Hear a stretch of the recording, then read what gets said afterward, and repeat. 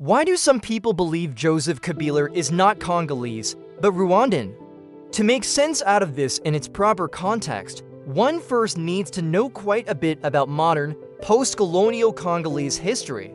His father, the former President Laurent Desire, was a historically important warlord during two separate eras of Congo's history, the 1960s and 1990s. Che Guevara once described Laurent Kabila as a brothel owner who was undisciplined and often drunk, but who nevertheless was capable of exuding a great deal of charismatic authority.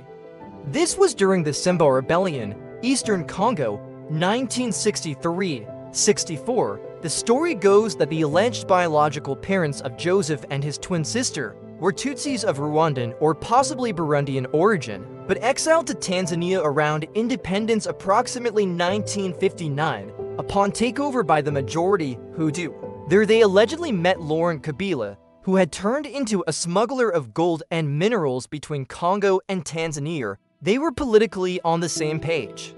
According to Lord Joseph's biological father died in 1977 when Joseph was approximately 6 upon which Laurent, an alleged polygamist, married. His mother and adopted him and his sister raising them, his own Congolese, although his children did spend most of their youth exiled in Tanzania, as apparently confirmed by school records. There are indeed photos of the 1960s of a guerrillero allegedly named Adrien Christophe Kanambi, standing next to Laurent Kabila and Gaston Soumaliat, another leader of the Simba guerrilla.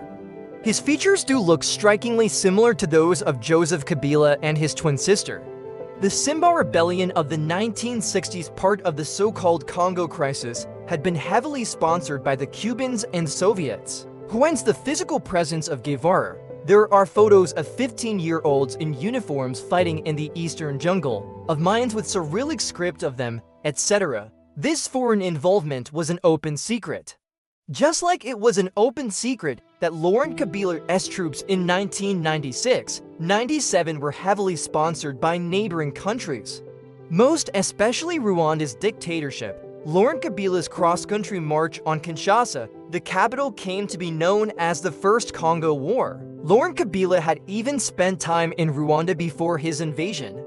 The origin of the guerrilla is even obvious simply by plotting it on a map. All of this having been said, there were a lot of Rwandan forces embedded with Kabila's troops. They stood out in the Congolese capital, not speaking any of its languages. Paramount among them was James Kabarebe, later the Rwandan chief of staff. This caused a popular backlash in Congo. Laurent Kabila himself, ever the opportunist, didn't want to be ruled by anyone else or benefit his former sponsors, so he broke off contact with Kigali. In opinion, how a dispute between comrades in Congo helped start Africa's deadliest war, a Congolese president's decision to expel Rwandan troops changed the face of Central Africa. On one side was Congo's president, affectionately referred to as Mzee Kabila, Mzee being an affectionate term meaning elder by his friends and backed by a redoubtable ethno-political network, the Famille Congolaise. On the other side stood the Congolese Tutsi and a Kinshasa-based battalion of elite troops of the Rwandan Patriotic Front, RPF, headed by James Kabarebe, who, despite his Rwandan citizenship, had doubled as the chief of staff of the Forces Armées Congolaises, fact before his dismissal only 2 weeks earlier. While they remained nominal allies, the relationship between Mzee and Kabarebe had turned poisonous, and the two had increasingly heated arguments over restructuring the Congolese army and how to stem the tide of a cross-border insurgency that was infiltrating deeper into Rwanda. But as bad as the situation had become, in which checks for weapons became commonplace even in the Council of Ministers, Kabila's unceremonious decree to expel the very comrades who had carried him to the presidential palace significantly escalated tensions and would light a proverbial powder keg. Rwanda's and Uganda's presence in Congo is not some fringe conspiracy theory. For 6 days in 2000, the two of them even fought directly between them, around Kisangani, halfway to the Atlantic. Bizarrely, this 6-day war took place exactly, to the day, 33 years after the Six-Day War involving Israel. Here rest the victims of the War of June 2000 in Kisangani that prompted a renewed invasion by rebels supported from Rwanda. From 1998 onwards, the Second Congo War, the combined Congo Wars would cause several million civilian deaths mainly from displacement. In early 2001, Laurent Kabila was assassinated, officially by disenfranchised former child soldiers. That said, there were strong but never verified contemporary rumors that the assassination was a professional raid organized from Rwanda. Anyway, that left a big power vacuum in a dysfunctional, divided and bankrupt country facing an invasion by a very professional army plus their well-funded proxies. Congo was out of cards to play and was forced to fold. In very murky circumstances, Joseph Kabila was hastily selected by a group of Congolese power brokers in Kinshasa to serve as Laurent Kabila's designate successor.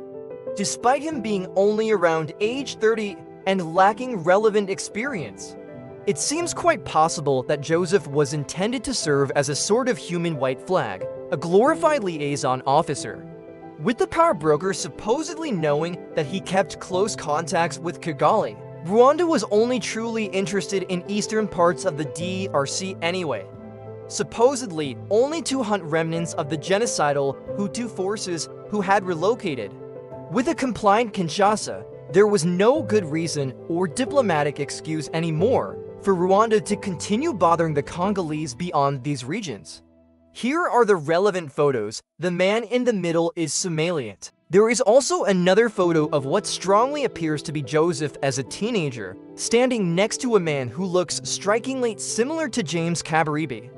Gives confirmed photos of James Kabaribe side-by-side comparison of Joseph Kabila and Adrien Christophe Kanambi.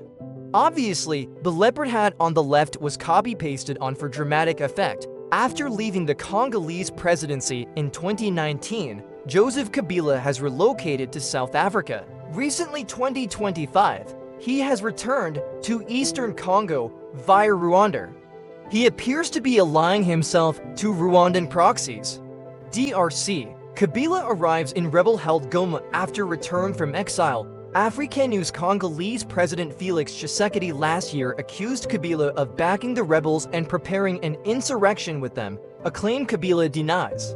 Kabila led Congo from 2011 to 2019, taking office at the age of 29 and extending his mandate by delaying elections for 2 years. Finally, some notes of caution. The words Hutu and Tutsi are both ethnic descriptors as well as designators of a class.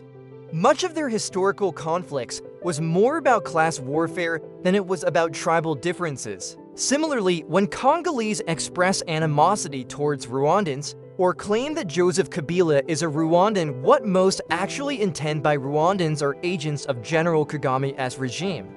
Congolese and Rwandans are brothers. The enemy of the Congolese people and of the Rwandan people is Kagame and his government.